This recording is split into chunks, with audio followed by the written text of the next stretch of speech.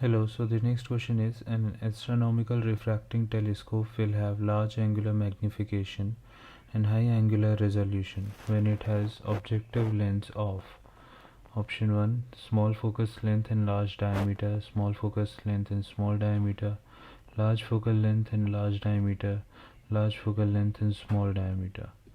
So the correct option is large focal length and large diameter, option number 3. Why?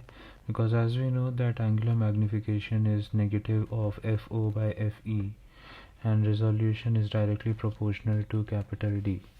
Hence, for the astronomical refracting telescope having larger focal length and larger diameter for large angular magnification and high resolution.